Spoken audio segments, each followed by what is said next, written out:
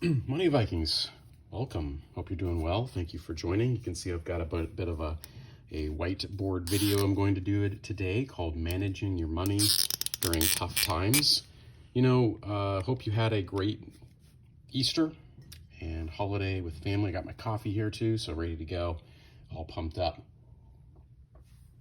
That's good. Hey, hope you had a great Easter. We're going to talk about managing money during tough times. So, managing the dollars during tough times. I bring this video up today because, once again, we seem to be discussing recession fears, recession chances. And if that is the case, which we do not know, we've been talking about a recession for a long time in this country, then it's good to prepare. In the long run, the United States is going to be fine. We have really superior geography.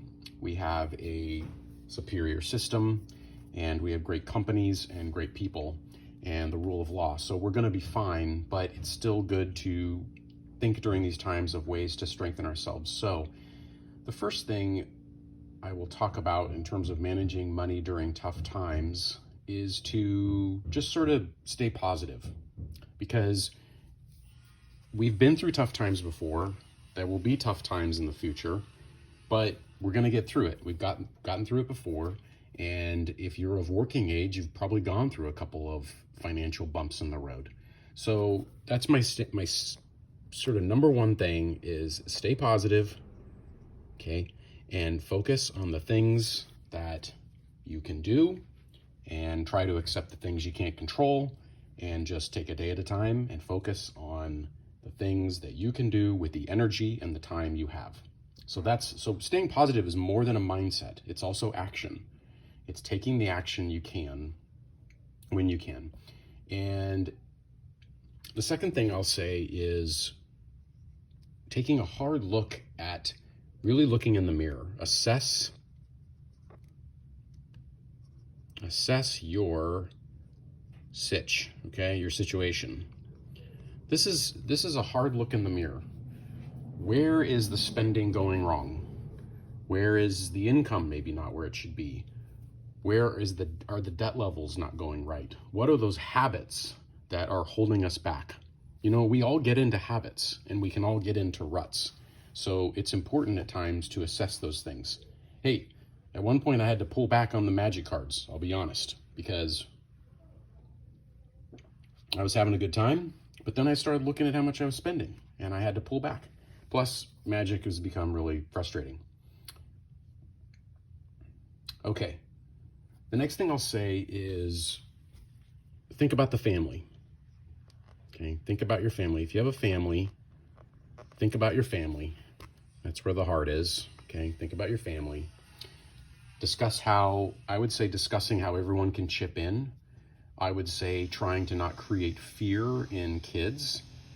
Let them be involved in decision making and coming up with ideas and solutions. Hey, let's be honest with them, but not fearful. And communicating that as a family, it's time to maybe tighten the belt a little bit. This is not an easy thing to do, but it has to be done. So it's all about communication and cooperation. Okay, let's go into the next thing. 4, reduce debt.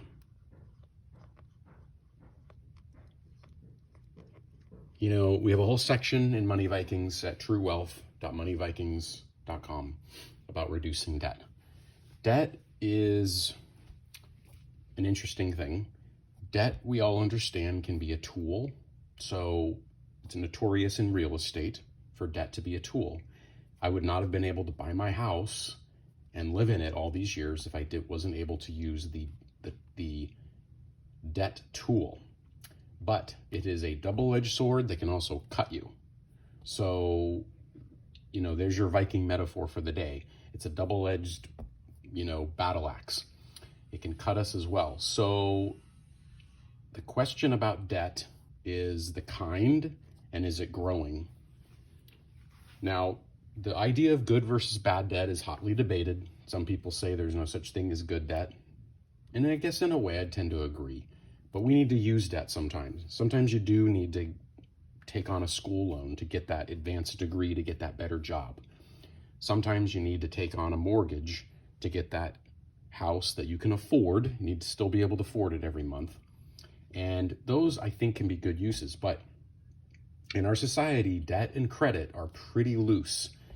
They can be used for almost anything. So we really have to take a hard look at this time before a recession, at what kind of debt it is and how much. So you have to be able to service the debt load every month. And it really should be things that are you should be very picky and choosy. Just like we talked about with collectibles, being very choosy and picky about which collectibles you're involved in. You should be very choosy and picky about what debt you're taking on. So the other thing I would say about debt is looking at the interest rate being paid. Is there any way to bring that interest rate down? If the credit card is maxed out from some elaborate vacation that's a long gone memory, or some toy like a, desert vehicle toy, or an RV, or a boat, or a bunch of clothes that, are lost in a shuffle in a closet, or a bunch of just, furniture or something, you got to look at how much is being paid on that debt, and especially the type of thing. Is it something that's completely depreciating an asset pretty much the minute you buy it? So that's a big one, is to look at debt. The next thing, number 5, is taking a hard look at our spending. What are some things that can be cut back on? Is there, one of those now we all have like 16 subscriptions to different media platforms. Can a few of those be taken away? Do we need all those? Those are just constant recurring things. Is there a hobby that's maybe taking up too much money? Is there a gym membership that's going unused? Are you more of a person that just likes to hike in nature? Well, that's free. You don't need a gym membership to do that. We talked a lot about the Buy Nothing groups.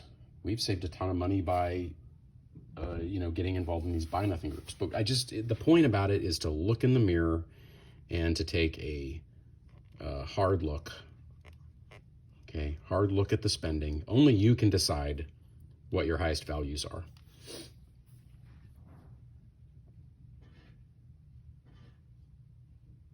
Okay, I guess the other thing I'll say this. I would say reassess your goals. Reassess goals. Goals actually can change throughout life. At one age, maybe in your 30s, the idea was I'm gonna do the FIRE movement and I'm gonna retire at 40. You might get into your 40s and go, it's okay. I just wanted to do a different career, or I want to keep working at this, or I like that. So you just have to reassess your goals. The goals change too based on like where your children are at. I mean, if you're preparing to send a child to college, that's going to be a very big goal to focus on. So it's just something to kind of think about. Is it time, in terms of goals, is it time to downsize vacations or non-essential luxuries?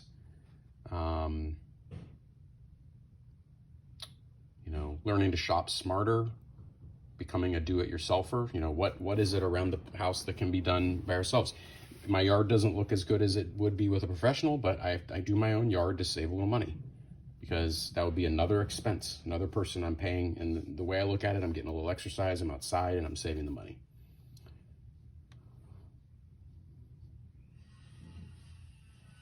Okay. Last thing I'll say is do a reassessment of your saving and investing. Maybe there's a chance you're investing too much or saving too much. Probably not in America. We all tend to not save enough. But, ensure you're saving or investing something. But I've had times where I've had to ramp back on the investing piece because it was tough times and costs went up. So I needed to, let's say I was really cranking it up at 12%. Well, I had to bring it back down to 6% because I had a bunch of bills to pay. So that's something to consider. I guess the last one is just kind of miscellaneous.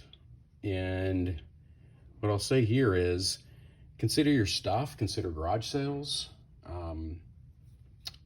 This is like garage sales, collectibles, sell collectibles. You know, there's times to sell them and make some money. Keep the ones you really want to keep for the long run, but sell some, right? That could be something to help out managing money during tough times. So I hope these ideas help. Stay positive. Assess your situation. Means really looking in the mirror. Bring your family and friends into the game to help out. Find ways to reduce debt. Take a hard look at spending. Reassess your goals. Maybe they've changed a little bit over the last couple of years. Saving and investing, are those numbers at the right, are you at the right level there? And miscellaneous stuff, what can you do? Can you do garage sales? Can you do side hustles, right? Can you do a side hustle? Can you sell collectibles? And other little ways to bring in money. So, hey, keep all that in mind. Thank you for watching. Please like and subscribe. Enjoy your coffee, and I'll see you at the next one.